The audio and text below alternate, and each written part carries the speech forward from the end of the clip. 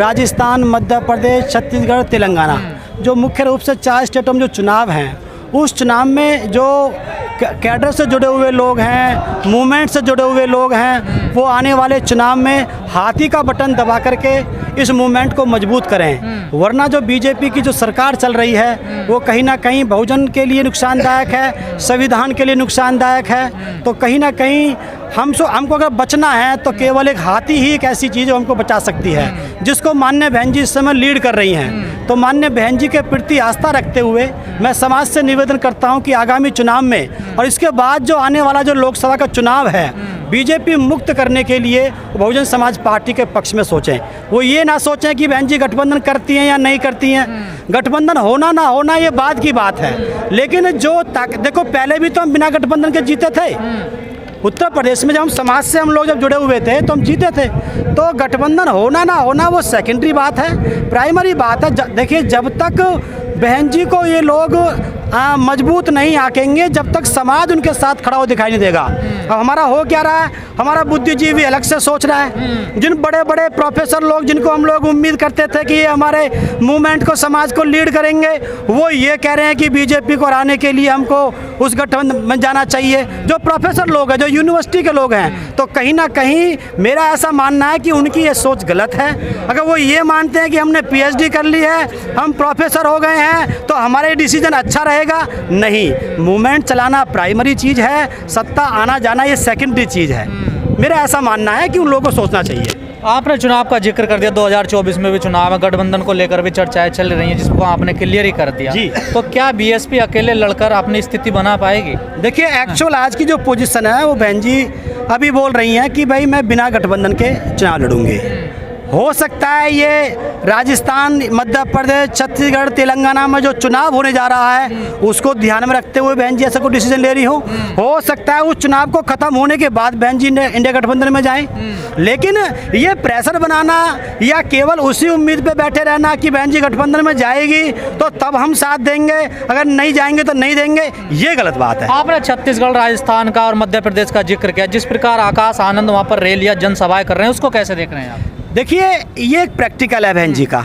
और मैं तो देखो, मैं जब से आकाश भाई फील्ड में आए हैं तब से मैंने फील्ड छोड़ दिया है, क्योंकि मैंने बुलंदशहर में कहा था कि चाहे चंद्रशेखर भाई हो चाहे आनंद भाई हो, वो आकाश भाई हो, ये दोनों मेरे छोटे भाई हैं। देखा जाए तो इनसे मैं हर चीज़ में बड़ा हूँ। उम्र में मैं इनसे बड़ा हूँ, क्वालिफिकेशन में मैं इनसे बड़ा हूँ, एक्सपीरियंस के हिसाब से मैं 2003 में मैंने मूवमेंट को ज्वाइन किया, इन्होंने 17 में ज्वाइन किया। गृह त्याग के हिसाब से मैं घर छोड़ा हुआ हूँ, ये सब गृहस्थी वाले हैं। और तीसरी बात, ये मैरिड है, मैं अनमैरिड हूँ। धन संचय के हिसाब से मैं फ़कीर हूँ, ये पैसे वाले हैं। अगर देखा जाए मूवमेंट के हिसाब से मैं इनसे सबसे बड़ा हूँ, लेकिन उसके बावजूद भी मेरी ड्यूटी बनती है बड़ा होने के नाते कि इनको फील्ड दिया जाए। तो जब से ये फील्ड में गए हैं आकाश भाई, नहीं जा रहा हूँ, हो सकता है डिस्टर्बेंस आ जाए, कोई प्रॉब्लम आ जाए। तो ये माननीय बहन जी का एक प्रैक्टिकल है। उम्मीद है अगर इन आगामी चुनावों में अगर अच्छे रिजल्ट आते हैं तो बहन जी आकाश भाई को लोकसभा के चुनाव तक चलाएं, और अगर वहाँ तक अच्छे आते हैं तो 2027 तक चलाएं। तो ये बहन जी का प्रैक्टिकल है। नेता लोग, बुद्धिजीवी लोग, महापुरुष लोग इस प्रकार के प्रैक्टिकल करके देखते रहते हैं। तो आकाश भाई उस फील्ड में जा रहे हैं जिन स्टेटों में, तो उसके लिए हमारे समाज की तरफ से शुभकामनाएं हैं। बहन जी का आशीर्वाद तो फुल फ्लैश है ही, सारे संसाधन बहन जी उनके नज़र से क्या गठबंधन होना चाहिए? क्योंकि आपको भी राजनीति की अच्छी समझ है, बीएसपी के आप भी उपाध्यक्ष रहे हैं, तो क्या गठबंधन करना चाहिए बहन जी को? देखिए, जैसा माहौल है, अगर मैं इस बारे में बात कहूँगा तो कहीं ना कहीं मैं अपने पहले कही हुई बात को कॉन्फ्लिक्ट कर दूंगा। तो मैं इस बारे में तो ये मानता हूँ कि जैसा बहन जी चुनाव लड़ेंगे हम बहन जी के साथ रहेंगे। हमारा तो ये मानना है, गठबंधन बहन जी करें तो ठीक है, नहीं करती हैं तो भी ठीक है, हम बहन जी के साथ हैं। जिन बुद्धिजीवी का आप जिक्र कर रहे हैं, जो प्रोफेसर है, उनका ये कहना है कि बीजेपी को सत्ता में लाना 2024 में बीएसपी के हाथ में है और उसको बाहर भेजना भी बीएसपी के हाथ में है। देखिए, मेरा ऐसा मानना है, अगर वो बुद्धि का, हालांकि वो हमारे समाज के बुद्धिजीवी लोग हैं, चिंता कर रहे हैं इस मूवमेंट की, इस समाज की, तो ये अच्छी बात है। लेकिन साहब कांसीराम के उस स्टेटमेंट को समझना चाहिए। कहीं ऐसा ना हो कि बीजेपी को सत्ता से बाहर करने के चक्कर में, इंडिया गठबंधन को लाने के चक्कर में तुम अपने मूवमेंट को ही खो दो। तुम अपने मूवमेंट को खो दो, फिर तुम क्या करोगे? मेरा ऐसा मानना है। देखो, हालांकि मैं किसी के पक्ष विपक्ष में यहाँ पे ऐसी बात नहीं कर रहा हूँ। बीजेपी बेशक जीत जाए, लेकिन हमारा मूवमेंट बचा रहे। हम फिर देख लेंगे इस काम को। अगर कांग्रेस और जीतेगी तो मूवमेंट नहीं बचेगा। हमें फायदा क्या, कहीं कांग्रेस को जिताने के चक्कर में, इंडिया गठबंधन को जिताने के चक्कर में हमारा मूवमेंट खत्म हो जाए, ये गलत है हमारे इसी लिए। बात की चिंता है क्या बहन जी को? होना भी चाहिए, महापुरुष की ड्यूटी है। साहब कांशीराम ने कहा है ना कि भाई सरकार बने चाहे ना बने, हम जीते चाहे हारें, लेकिन हमारा मूवमेंट जो है, सामाजिक परिवर्तन की गति हमारी बराबर चलती रहनी चाहिए। कहा जा रहा है अभी संविधान को बचाने की लड़ाई है। देखिए तो क्या बीजेपी से ज़्यादा अमेंडमेंट कांग्रेस ने किए, सबसे ज़्यादा अमेंडमेंट कांग्रेस ने किए, सबसे ज़्यादा बेसिक स्ट्रक्चर को छेड़ने वाली कांग्रेस है। मैं तो संविधान का पीएचडी होल्डर हूँ ना, मैं तो जानता हूँ ना, सबसे ज़्यादा 150 से ज़्यादा अमेंडमेंट कांग्रेस ने किए। उसके बारे में आप क्या बोलेंगे? राहुल गांधी तो सड़कों पर संविधान को बचाने के लिए। तो इनकी जो मम्मी थी या इनकी दादी थी, जो भी ये लोग थे, उन्होंने तो बदला है ना। कांग्रेस के खिलाफ ही तो हमारा पूरा मूवमेंट खड़ा हुआ है। आपकी बातों को सुनकर लोग तभी तो कहते हैं बीजेपी की बी टीम है। देखिए बीजेपी के खिलाफ नहीं बोलते हैं आप लोग, कांग्रेस के खिलाफ। अच्छा, मैं बीजेपी की उसकी बात नहीं कर रहा हूँ। आप ये देखिए, जो लोग ये कहते हैं बीजेपी की बी टीम है, उनकी सारी रिश्तेदारी सारी की सारी बीजेपी में। योगी के परिवार में सारे सैफई परिवार की है सारी रिश्तेदारियाँ, उनकी सारी बहुएं चाहे उनकी बेटियाँ चाहे सब है वो वहाँ पर हैं। और समाजवादी पार्टी में जो नेता हैं इस समय, उसके आधा परिवार वो बीजेपी में है। तो वो बीजेपी की बी टीम रही या हम रही? हमने कभी भी बीजेपी से समर्थन दिया हो तो बताओ। बीजेपी को सबसे पहले सत्ता से बाहर करने वाली बीएसपी है, जो एक वोट से माननीय बहन जी ने सरकार गिराई थी। हमने उसको सत्ता से दूर किया है, हमने सारे अपनी बातें मनवाई हैं, दबाव में लेकर करवाया, कैसे करवाया हो। तो मेरा कहने का मतलब ये है कि हमने समर्थन लेना, ये बीजेपी की बी टीम होना नहीं है। अगर हम समर्थन दे देते तो वो बीजेपी की बी टीम। दलितों को नुकसान ज्यादा कांग्रेस ने पहुंचाया बीजेपी ने? मेरे हिसाब से कांग्रेस ने पहुंचाया पहले, अगर आप इसको सोचे तो। कहीं ना कहीं देखिए, वो एक दौर था जब समाज जब ये कांग्रेस के लोग ये सोचते थे कि शायद ये लोग अपने समाज के अपने अधिकारों के प्रति जागरूक नहीं हैं, तो जागरूक ना होने की वजह से अधिकार छीनते हैं। तो सबसे ज़्यादा अमेंडमेंट तो आर्टिकल 368 के साथ जिसके साथ में बीजेपी खेल रही है, इस आर्टिकल 368 को कमज़ोर करने का काम इंदिरा गांधी ने किया। अगर इंदिरा गांधी 368 को छेड़ती नहीं, अमेंडमेंट को वो संविधान बदलने के मामले में वो चेंज नहीं करती, तो ये क्या नाम है इनका, जो बीजेपी के प्रधानमंत्री रहे थे अटल बिहारी वाजपेयी, वो आयोग गठित नहीं करते। तो अगर संविधान में छेड़छाड़ हो रही है, आर्टिकल 368 उसका बेसिक वो आर्टिकल है, तो उसकी देन कांग्रेस है। आजकल एक मुद्दा बड़ा चर्चाओं में है, जातीय जनगणना को लेकर। कांग्रेस कह रही है हमें पहले वोट दो फिर हम जातीय जनगणना कराएंगे। प्रियंका गांधी ये कह रही हैं हर मन से। देखिए जब कांग्रेस की पहले कांग्रेस को वोट दें, दलित बहुजन SC ST OBC, तब वो जातीय जनगणना। देखिए, अगर आप इसकी स्टडी में, अगर आप इसके इतिहास में जाएंगे तो इसकी शुरुआत मान्यवर साहब कांशीराम जी ने करी। इतिहास में 1911 से पहले जो है अंग्रेज लोग इस बात को काउंटिंग करते थे। इसी बात को साहब कांशीराम जी ने उठाया कि भाई आप इस काउंटिंग को कीजिए, जिस पे नाम दिया, कॉन्सेप्ट दिया, नारा दिया कि जितनी संख्या भारी उसकी उतनी हिस्सेदारी।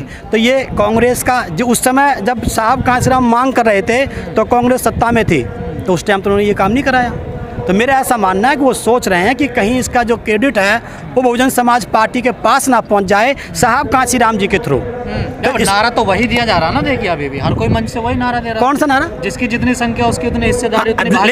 लेकिन वो बाबा साहब का और साहब कांशीराम का नाम कहाँ ले रहे हैं? वो उसका क्रेडिट अपने नाम पे ले रहे हैं। आप पार्लियामेंट की डिबेट को उठा करके देखिए, वहाँ पर जब साहब कांग्रेस का दोहरा रवैया क्यों? 2011 में जो जातीय जनगणना हुई उसको तो उन्होंने सार्वजनिक नहीं किया, लेकिन आप कह रहे हैं कि 2024 में हमें प्रधानमंत्री बनाइए तब हम कराएंगे। देखिए, दोहरा रवैया कांग्रेस का पहले से ही रहा है। साहब कांशीराम कहते थे कि ये आस्तीन का सांप है, ये हमारे आस्तीन में छिपा हुआ है, तो उसका रवैया पहले से ही दोहरा रहा है। वो प्यार से मारती है, बीजेपी लट से सामने से मारती है, कांग्रेस पीछे से छुरा घोंपती है।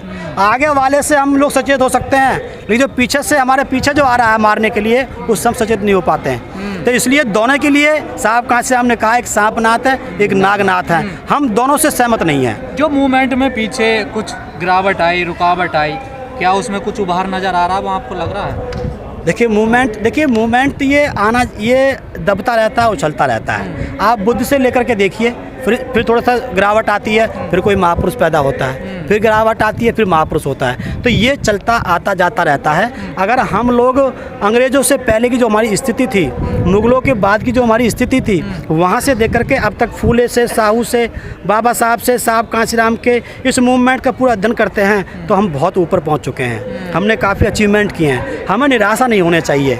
हमें सोचना चाहिए कि हज़ारों साल पुरानी समस्या है, हम सोचें कि सैकड़ों साल में ख़त्म हो जाएगी, ऐसा नहीं है।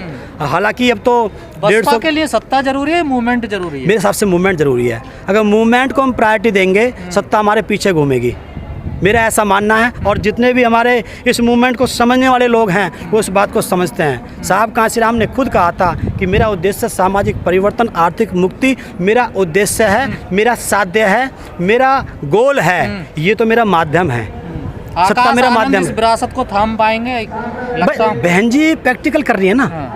देखिए कहा जा रहा है ट्रेनिंग तो बहुत दी जा रही है। दी जा रही है। एक बच्चा क्लास में पढ़ता है, अब उसका रिपोर्ट कार्ड भी बाद में साल में तैयार होता है। तो यहाँ पे जो रिपोर्ट कार्ड है वो 5 साल बाद तैयार होता है। बहन जी को 4-5 साल उसको उतारे हुए हो गए। दिल्ली का उन्होंने चुनाव लड़ाया, चलो कोई बात नहीं, रेस्पॉन्स ठीक नहीं आया। पंजाब का उनके नेतृत्व में चुनाव हुआ, वो भी रेस्पॉन्स नहीं आ पाया। एक वहाँ पे केवल विधायक हमारा जीत पाया। लेकिन जो आगे जो हमारे पास जो स्टेट हैं, ये हमारे फर्टाइल स्टेट हैं। यहाँ से रिजल्ट आएगा तो बहन जी उस पर रिपोर्ट कार्ड तैयार करेंगी। मैं दावे के साथ कह सकता हूँ, मुझे पूरा विश्वास है। अगर बहन जी ने देख लिया कि लड़का नहीं चला पाएगा इस मूवमेंट को, तो मैं दावे के साथ कहता हूँ, मेरी बात को उस दिन आप नोट करना, ये लोग देखेंगे इस वीडियो को, अगर उनको दिख गया बहन जी को कि लड़का नहीं चला पाएगा, तो हो सकता है लोकसभा के चुनाव के बाद या विधानसभा के आगामी चुनाव के बाद आकाश भाई और आनंद भाई वो बहन जी उनको उसको कोई सगा नहीं मानती, हो सकता है पार्टी से दोनों को बाहर कर दें। ऐसा मुझे विश्वास है बहन जी पे। बहन जी के लिए मूवमेंट पहले है, हाँ मौका दे रही है। चंद्रशेखर भी कह रहे हैं कि कांशीराम का मिशन जो अधूरा उसको मैं पूरा करूंगा। कम से कम पहले उनके रास्ते पर चलो। आपने ऑब्जेक्ट तो तय कर लिया, रास्ता आपका सही नहीं है। क्यों, क्या दिक्कत रास्ते में? भाई आप हमको पता है कि माननीय बहन जी अभी हमारी सर्वाइव कर रही हैं, चल रही हैं, ऊपर से तुम जल्दीबाजी कर रहे हो। आप किसी भी बुद्धिजीवी पत्रकार से पूछो, विशेषज्ञ से पूछो, वो कहते हैं कि अच्छी बात है, भीड़ उसके साथ है, लेकिन जल्दीबाजी दिखती है एक्टिविटी में। ये जल्दीबाजी नहीं है कि आपने पार्टी बनाई, कुछ दिन के बाद आप अखिलेश के पास पहुंच गए, 2 वोट के लिए अब आप आकर के रोने लगे। समाज ने क्या बोला, अरे यार तो गलत बात है, चलो उसको माफ़ किया, उसके साथ फिर खड़े हुए, फिर क्या हुआ, उसके बाद अखिलेश के साथ फिर घूमने चल दिए। वहाँ पे जो हुआ था, एक भी सीट उसको दी नहीं। उसके बाद में जो संविधान बदलने की बात कर रहा है हमारा केसीआर, वहाँ पर वो उसके साथ आप चले गए। कभी वो उसके साथ वो बिहार का मुख्यमंत्री, नजदीक नहीं ले रहे ना उसको, देखिए आप भी तो दूर कर रहे हैं। अरे भाई मुझसे ज़्यादा दूर है कोई बीएसपी से? मेरी जितनी दूरी बीएसपी ने मुझसे बना रखी है, मैं जानता नहीं हूँ कि मुझसे लोग क्यों नहीं मिलते हैं, मैं सब समझता हूँ। लेकिन उसके बावजूद भी क्यों, देखिए इन लोगों ने साहब कांशीराम को समझा नहीं है। मैंने साहब कांशीराम को अपने अंदर उतारा है। मुझे पता है कि मैं ज़िंदगी भर अगर मुझे बसपा नहीं भी लेगी ना, और ज़िंदगी भर अगर मुझे ऐसा लगता है कि समाज मेरा साथ नहीं भी देगा, मैं तब भी इसी मूवमेंट में काम करता रहूँगा। मेरी कोई ज़रूरी नहीं है मैं दूसरे समाज से तो आपकी स्थिति अच्छी है। जो दूसरी पार्टियों में आप लोग कहते हैं ना, दूसरी पार्टियों के हरिजन दरिजन, उनसे तो अच्छी स्थिति है। वो तो है ही भाई, बेशक मुझसे लोग चुप के मिलते हो, लेकिन समाज के नाते मिलते हैं। लेकिन जाके उनसे पूछो उनकी स्थिति क्या होती है। दूसरी पार्टियों में पिट रहे हैं, तब भी उनके साथ कोई खड़ा नहीं पिट रहे हैं, उनकी कोई मीटिंग मारने को तैयार नहीं है। कितने चमार नेता हैं जो जाके सपा में जाके मीटिंग कर लेंगे, कितने चमार नेता हैं जो बीजेपी में जाके मीटिंग कर लेंगे, कोई नहीं कर सकता। और यहाँ पर चाहे सैनी हो, चाहे कुशवाहा हो, चाहे मुसलमान हो, चाहे ब्राह्मण हो, कोई भी बिरादरी का आदमी आके यहाँ मीटिंग कर सकता है, लेकिन चमार जाके अहीरों में मीटिंग नहीं कर सकता है। लेकिन देखिए आज साहब कांशीराम की 17th जो है ये एनिवर्सरी है, पुण्यतिथि है। तो ये एक बहुत बड़ा जो है समाज के लिए, जो समाज दिन प्रतिदिन मूवमेंट को गति की तरफ देख रहा था, उस पर थोड़ा सा कॉमा लगा, स्टॉप तो नहीं कह सकते, कॉमा लगा।